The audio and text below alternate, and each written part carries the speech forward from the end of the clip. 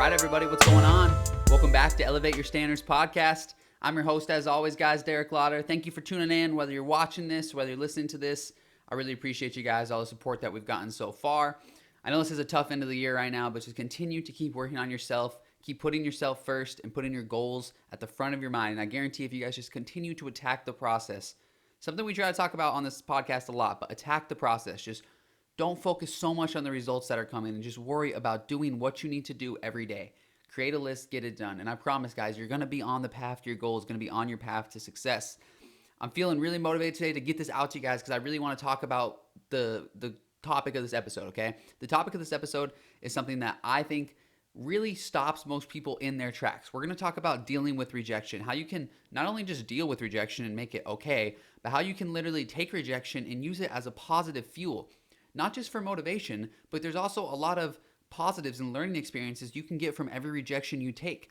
Anytime somebody says no, there's usually a chance they could have said yes. So if you're able to look at yourself in the mirror, look at your pitch in the mirror, look at your company, look at your business, look at your job, and ask yourself, why did they say no? What could I get them to yes? How can I get them to a yes? Continue to use that analytical mindset at all times. You can turn rejection into the most positive tool that you've ever even seen or ever worked with in business. Because imagine if everybody said yes, or if 90% of people said yes, then the 10% of people who said no, you really wouldn't even have to work to get that sale because you could deal with the 90% of people who said yes. This is for everything. This is for if you're trying to get a date, if you're trying to get a new job, if you're trying to make a sale for your company, if you're trying to make a sale for your employee, whatever it is. But on the same note as that, okay, as it goes for everything, like I said, it goes for if you have a date, if you're trying to get a sale for your company, whatever you're trying to get, rejection will come. And if you're willing to accept the 90% that say yes, or I should say the 90% that if they did say yes, you would never get better from that 10% who said no. So the key to rejection is using rejection to fuel you in a positive way. How are you going to use rejection to make sure that you are better? The next time you go after the sale, you're better. The next time you try to get that date, you're better. The next time you try to get that job, you're better. How are you going to use rejection in a positive light instead of a negative light? Instead of asking yourself, oh, why aren't I good enough? Why did they say no? Ask yourself, how can I make them say yes? Okay, how can I get better? What can I improve on my portfolio? What can I improve on my pitch? And it's going to make all the difference. So we're going to get really deep into rejection, really deep into kind of the mental games that it plays with you, right? A lot of us try to avoid rejection at all costs. We won't even take a risk. We won't even try to ask somebody or ask for something that we want in fear that we'll get rejected, that they'll say no. Doesn't really make sense, right? Because if we don't ask in the first place, they have no chance to even say yes. So why would we even consider not asking and giving them the chance to say no, or I say not even giving them the chance to say yes and guaranteeing a no? Well, the reason is because we're afraid of rejection. It hurts our ego. It hurts us personally. As humans, we're not used to being told no. And not just no as in you're not allowed to do this, but no as in I don't want you or you're not good enough. And it really does hurt our egos, especially in the society we've raised our kids in and ourselves in. A lot of people are grown up always being told that they are good enough, and that's not a bad thing. But it can be damaging if you're told that you're doing great work when you're not your whole life. Or let's say you're told that you're going to be able to get whatever you want as long as you put your mind to it. That's a fact, but it doesn't just come by putting your mind to it and sitting in bed. It comes by getting out there and trying, and it may be something you want. You're going to get rejected 100 times before you ever get it, before you ever get that one yes. And so it's important to have that resilience, that mindset, because I think rejection not only scares a lot of people, but it stops a lot of people. I've been rejected before hundreds, I would probably say thousands of times throughout the various things I've tried in my life. And for a while, it really weighed on me. Like every rejection weighed on me. It felt like I wasn't doing what I wanted to do good enough. I wasn't focusing. I didn't give my pitch well enough. Whatever it was, it really weighed on me. And eventually you started to question, am I even good enough to be making this sale? Am I even worth this job that I'm applying to? And it's important to get out of that mindset and to realize that you have to keep pushing and eventually there will be a yes. Instead of letting rejection get you down, let rejection fuel you. Okay, why did they say no to me? Why didn't this job accept me? Is there something on other people's resumes that aren't on mine? Why wasn't I able to get an interview? Or maybe you did get an interview. Why did I get an interview and not get the job? I must have done something wrong in the interview, or maybe there was just another candidate who was able to outperform you. And then you take rejection to heart as if you did something bad and it wasn't even true. You were just going up against the Michael Jordan of resumes, right? So it doesn't really matter how you view it. It only matters in reality that you are able to put rejection aside and see it as a positive and as a fuel. When I say it doesn't matter how you view it, I mean that it's okay to be sad a little bit about rejection. But when I say, again, it doesn't matter how you view it, if you view rejection as something that's going to stop you and not let you do anything else for your career, you're not going to try to make that sale again. You're not going to apply for another job. That's your choice. It doesn't matter if you view it like that or not. That's not reality. Reality is probably you were rejected for a plethora of reasons, and maybe a little bit has to do with your pitch, your resume, like I said. Maybe a little bit has to do with other candidates or other offers they had. But instead of getting down on yourself, instead of getting sad, get motivated, get ready to go make another sale, because rejection is going to happen no matter what. And let me ask you this. Would life be any fun if everybody just said yes? Okay, think about if from the day that you were born, everyone you ever asked on a date said yes, or every job you ever applied to said yes. Eventually, life's going to get kind of boring, right? You know exactly whatever you ask for, whatever you try to get, you're going to get right away with no resistance. That's not really any fulfillment, you know? I like the quote that says, life is not measured by how far you go, but on which path you travel.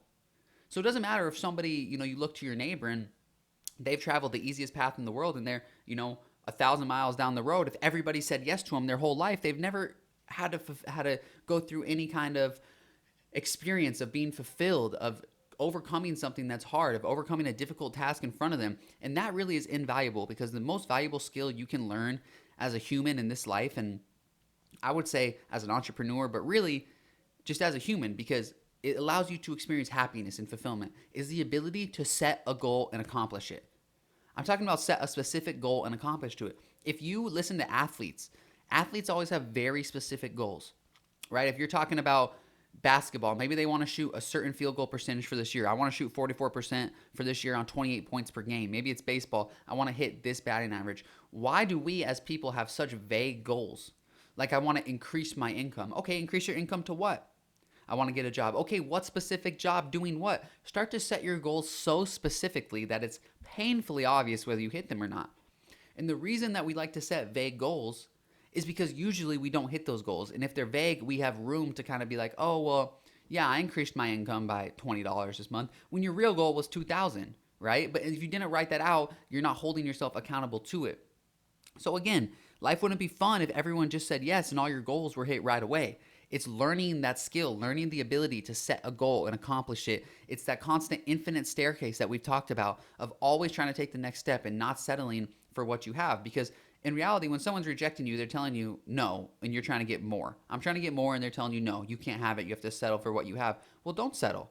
Be willing to go after that, and be willing to take that rejection, and don't throw it back in the person's face, but use it as a lesson. Use it as fuel. And the last part I want to talk about is, we let rejection, a lot of times, the fear of rejection, stop us from even trying, guys. And that is so detrimental. It is absolutely what will lead you to mediocrity and missed opportunities in your life, okay? So if you talk about, let's say that there's a job that you really want, but you're so underqualified for it, right? You are pretty sure you're going to get rejected for it. And so you never apply. If you never apply, the odds of you getting that job, if you never apply, are literally 0%. Okay, the owner of this company is not going to magically know you, find you on LinkedIn, you're underqualified, message you and say, hey, I know you're extremely underqualified for this job, but do you want to take this job? Never. The only way you even have a small percentage of doing it is by applying. And guess what? There's a great chance you get rejected. But if you get rejected, what does it mean? It means absolutely nothing. In 10 years, does it matter that you got rejected from this job? No. But at least you gave yourself a chance. You're right back where you started, but at least you gave yourself a chance. If you don't even apply, you never even have a chance to get rejected. How many things in your life have you wanted that you knew you wouldn't get, so you didn't even try?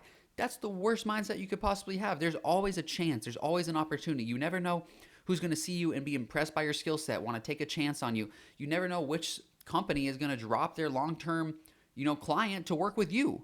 You just never know. You never know. So it's always important to go out and not let rejection or the fear of rejection stop you from even trying. Honestly, one of the most detrimental things you can do, because opportunities, you have to apply to 1,000 opportunities to get one back that'll change your life.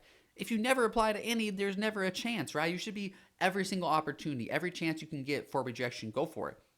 If you have, let's say that there's somebody that you really want to ask on a date and you are like, just don't think you have any chance at it. Who cares if they say no, right? Who cares? You're right back to where you started. You have to stop letting rejection stop you from trying at all. So one thing I want to talk about before we go is learn, don't pout. When you get rejected, don't pout about it. Don't get down on yourself. It's okay to kind of relish in it for 90 seconds or a couple minutes, but then learn. Learn from your mistakes. What can I do better? What did I not do that great this time that I can absolutely do better next time? And on top of that, guys, I just want to say, I can't stress this enough, but rejection doesn't matter, right? I've been rejected so many times. Don't let rejection view it as a negative. View it as a positive that you're trying, that you're on the right step, because eventually somebody will say yes. Somebody will accept you, not reject you, and you will get your foot in the door, and from there, everything will just fall into place, I promise. So thank you guys for tuning in. I really appreciate it. Elevate your standards as always, guys. This podcast coming out Monday, Wednesdays, and Fridays now 3 times a week. We're posting all the videos on YouTube, also our clips on TikTok and clips on Instagram. If you guys aren't following us on TikTok and Instagram, follow us at Derek Lauder. We'll be posting all our content, blog posts, everything about Elevate Your Standards. Thank you guys for tuning in again. We'll have a new episode coming Friday. You guys enjoy the rest of your week. Stay productive. Find something you want to attack. I challenge you guys to, whatever you're afraid of rejection, go get rejected today. Go get rejected and feel it and understand it's not that bad. All right, guys, elevate your standards.